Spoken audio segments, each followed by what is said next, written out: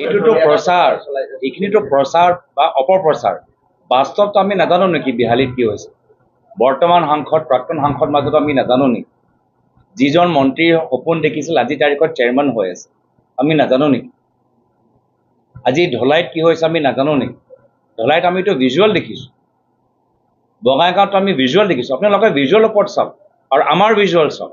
আমাৰ ভিজুৱেলত বিহালীত আজি তেওঁ আহিছে আমাৰ কাৰ্যালয়লৈ, সকলোৱে ইয়াত উপস্থিত আৰু সকলোৱে তেখেতক সমৰ্থন জ্ঞাপন কৰিছে। এয়াই হ'ল বাস্তৱ। বিহালীত আমি সকলোৱে একত্ৰিত আৰু ভিজুৱেলত ধৰি তাত চাব, ক'ৰবাত চকী দলিয়াইছে, ক'ৰবাত গো বেক কৰিছে, তাতে আমি দেখিছোঁ তাত ভাগ বা দুভাগ বা তিনিভাগ কিমান ভাগ তেওঁলোকে মই দেখিছোঁ যে আমাৰ কিছু অসম সন্মিলিত মৰ্চাৰ দলৰ নেতাসকল ক্ষোভিত আৰু তেওঁলোকে নিজৰ ক্ষোভ প্ৰকাশ কৰিছে। আমি সকলোৰে প্ৰতি শ্ৰদ্ধা জ্ঞাপন কৰিছোঁ, সকলোৰে আৱেগ আৰু স্বাভিমান আমি বুজি পাইছোঁ।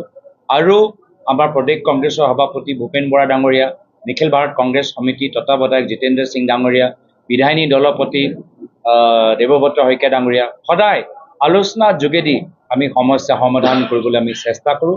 কিবা কাৰণত এইবাৰ বিহালী উপ নিৰ্বাচনৰ ক্ষেত্ৰত সকলৰ আমাৰ ৰায় অলপ বেলেগ বিপৰীত আছিল, আমাৰ মন নিমিলিলে।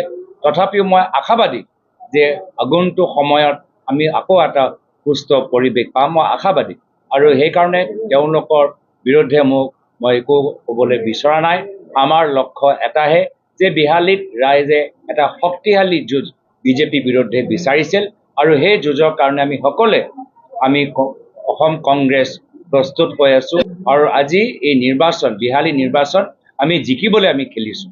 আমি নিৰ্বাচন আমি সহজভাৱে লোৱা নাই, প্ৰত্যেক নিৰ্বাচন জটিল, কিন্তু এই বিহালী নিৰ্বাচন আমি জিকিবলৈ আমি আগবাঢ়ি গৈছোঁ আৰু জিকা অংকৰ চাই আমি নিজৰ গোটেই শক্তি অহা সময়ত আমি ব্যৱহাৰ কৰিম আৰু আশা কৰোঁ যে বিহালী অঞ্চলৰ ৰাইজৰ আশীৰ্বাদ আমাৰ লগত থাকিব।